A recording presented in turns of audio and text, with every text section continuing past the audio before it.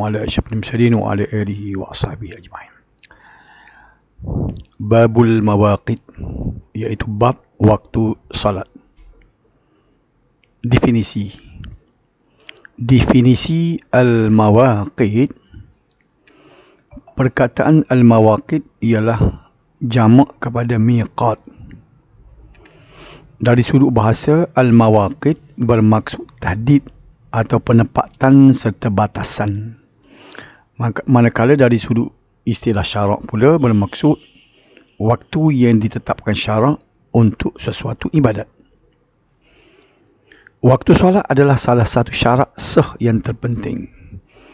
Maknanya kalau solat itu di luar waktu solat, sebelum ataupun selepas, kedua-duanya tidak sah.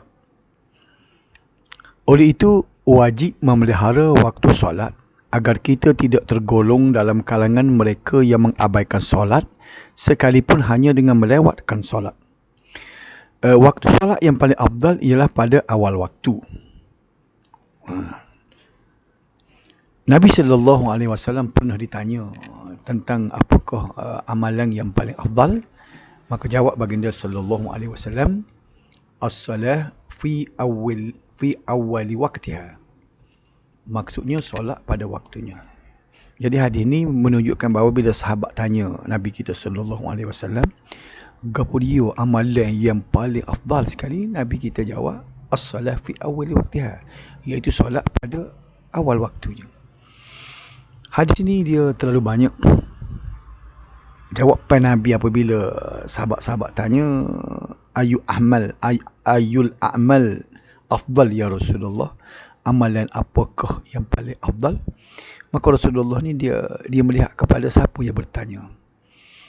Ada kadang-kadang jawapan yang dia berikan supaya dalam hadis ni, iaitu as-salah fi awwali waqtiha. Bila sahabat tanya apakah amalan yang paling afdal, maka dia jawab solat pada waktunya, supaya pada solat pada awal waktunya. Soalan yang sama bila ditanya kepada Rasulullah oleh orang lain, pernah Rasulullah menjawab, al-birru liwalidain. Bila sahabat tanya apakah amalan yang paling afdal, maka Nabi jawab, buat baik kepada ibu bapa. Jadi Nabi ni dari segi fatanah dia, bijaksana dia melihat kepada siapa yang bertanya. Ini sebenarnya ni terjemahan hadis ni tertinggal sikit, solat pada awal waktunya. Ni saya tinggal sini perkataan awal sini. Hadis ni riwayat Al-Hakim. Waktu solat adalah salah satu syarat sah yang terpenting. Dalil pensyariatan waktu solat. Ibadat solat fardu mempunyai waktunya yang tersendiri. Tidak sah solat kalau sekiranya dilakukan sebelum waktunya. Begitu juga menangguhkan solat tanpa keuzuran syarak sehingga luput waktunya adalah dilarang. Maknanya kalau kita solat di luar daripada waktu, di samping tidak sah, melewat-lewat, menangguhkan solat sehingga luput waktu, habis waktu dia, maka dikira berdosa. Firman Allah Subhanahu Wa Taala, Inna salata kanat 'alal mu'minina kitaban mawquta. Sesungguhnya solat itu adalah ketetapan yang diwajibkan ke atas orang yang beriman, yang tertentu waktunya. Ini surah An-Nisa. Waktu solat yang diatur oleh Allah Subhanahu Wa Taala ini mengikut kesesuaian dan situasi yang berbeza, mempunyai hikmat yang tersendiri. Antaranya supaya hubungan seorang hamba dengan Allah Subhanahu Wa Taala sentiasa wujud dan segar sepanjang masa. Sekurang-kurangnya 5 kali sehari. Hubungan di antara seorang hamba dengan Allah Subhanahu Wa Taala, dengan Tuhannya, akan wujud setiap masa, 5 kali sehari sekurang-kurangnya. Al-Quran hanya menjelaskan waktu solat secara umum, sebagaimana firman Allah Subhanahu Wa Taala, aqimus salata liduluki syamsi ila ghasaqil lail wa qur'anal fajri inna qur'anal fajri kana mashhuda. Dan dirikanlah olehmu solat ketika gelincir matahari hingga waktu gelap malam, dan dirikan solat fajar. Sesungguhnya solat fajar itu adalah disaksikan keistimewaannya. Jadi ayat di atas menjelaskan secara umum tentang waktu solat. Jadi kalau bergantung kepada ayat tadi, tidak jelas. Waktu zuhur, waktu asar, waktu subuh, semuanya tidak jelas. Hanya yang boleh kita dapat daripada hadis, daripada ayat-ayat Quran tadi, Maknanya ia bermula setelah gelincir matahari sehingga waktu malam, merangkumi waktu solat zuhur, asar, maghrib dan isyak. Jadi dia sebut bermula dengan gelincir matahari sehingga pertengah malam tu ada 4 waktu. Zuhur, asar, maghrib dan isyak. Jadi nak asingkan pula zuhur setakat mana, asar mulanya bila, habis asar bila, mula maghrib bila, habis maghrib bila, mula isyak bila, habis isyaknya bila. Tidak dinyatakan dalam ayat Al-Quran tadi. Dan dalam ayat tadi juga menyebut satu solat lagi, iaitu solat fajar, yang disebutkan secara perasingan. Kesemua waktu solat ini ditetapkan menurut perubahan matahari. Oleh sebab waktu solat tidak dijelaskan secara terperinci dalam Al-Quran. Macam ayat tadi lah. Dia tidak sebut secara terperinci, cuma dia sebut secara ijmal, secara umum. Maka sunnah berperanan menjelaskan waktu solat secara terperinci sebagaimana hadis berikut. Inilah kita nak tengok hadis-hadis ni, di mana waktu-waktu solat itu diperincikan. Hadis 140. Haddatsana Abu Bakr ibn Abi Syaibah, haddatsana Yahya ibn Abi Bakr, haddatsani Ahmad ibn Ibrahim ad-Dawraqi, haddatsana Abdus Samad, haddatsana Hammam, haddatsana Qatadah an Abi Ayyub an Abdullah ibn Amr radhiyallahu anhuma anna an-nabiy sallallahu alaihi wasallam وقت الظهر إذا زالت الشمس وكان زل الرجل كطوله ما لم يحضر وقت العصر ووقت العصر ما لم تصفر الشمس ووقت صلاة المغرب ما لم يغيب الشفق ووقت صلاة العشاء إلى نصف الليل الأوسط ووقت صلاة الصبح من طلوع الفجر ما لم تطلع الشمس. رواه مسلم. Telah berbicara kepada kami oleh Abu Bakar ibn Syaibah, telah berbicara kepada kami oleh Yahya ibn Abi Bakir, telah berbicara kepada kami oleh Ahmad ibn Ibrahim ad-Dawraqi, telah berbicara kepada kami oleh Abdus Samad, telah berbicara kepada kami oleh Hammam, telah berbicara kepada kami oleh Qatadah daripada Ayub, daripada Abdullah ibn Amr radhiyallahu anhu, bahawa Nabi sallallahu alaihi wasallam bersabda, waktu zuhur ialah jika matahari telah condong ke barat dan waktu seseorang sama dengan, dan bayang seseorang sama dengan tingginya selama waktu asar belum tiba, waktu asar masuk selama matahari belum menguning, waktu solat maghrib selama awan merah belum menghilang, waktu solat isyak hingga tengah malam, dan waktu solat subuh semenjak terbitnya fajar hingga matahari belum terbit. Ini riwayat Muslim.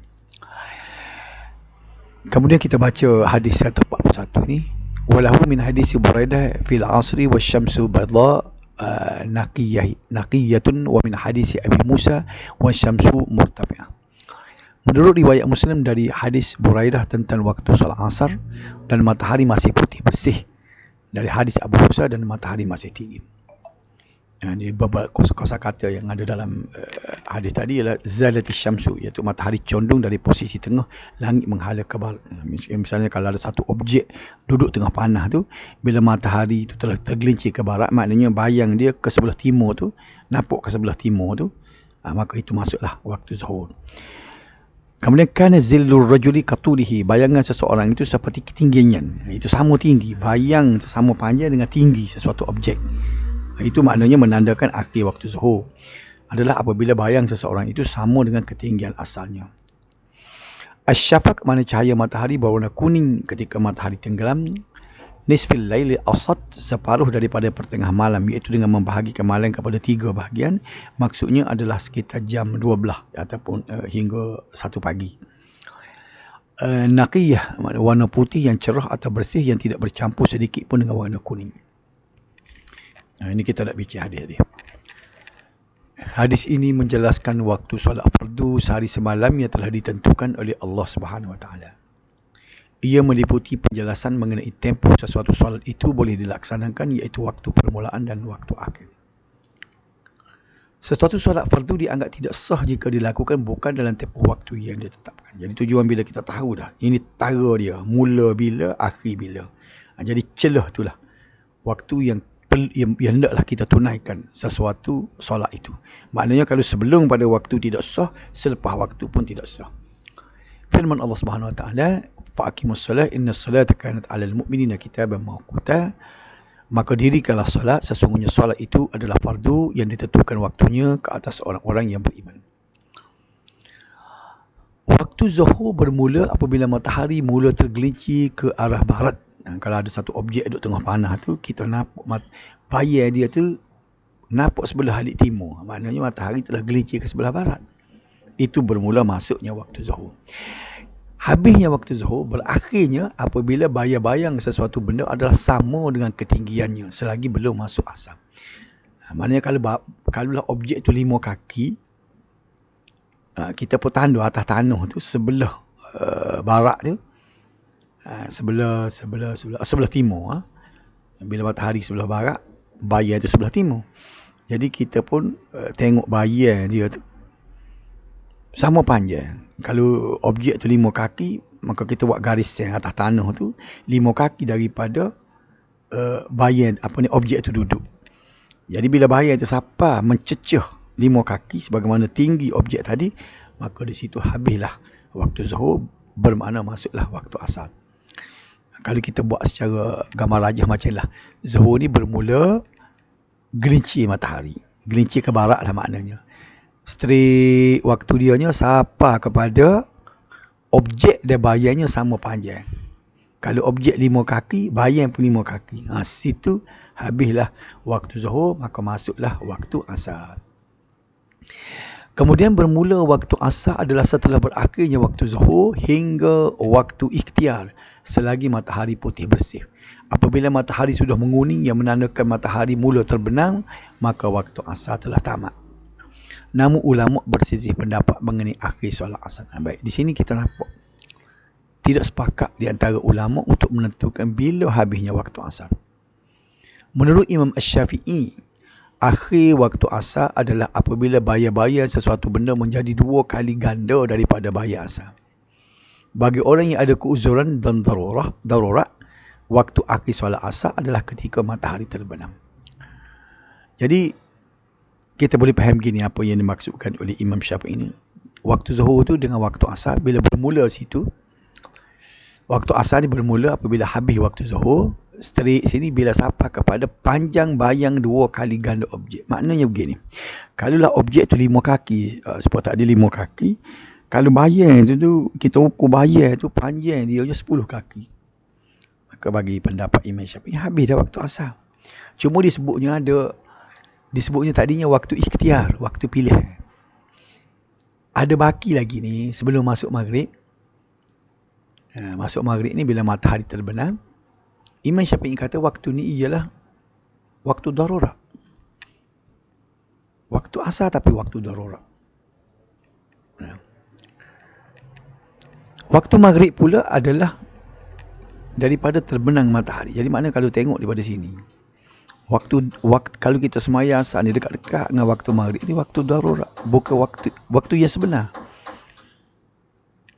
Maknanya sah ke semaya asar sini? Sah, tapi sah dalam keadaan darurat.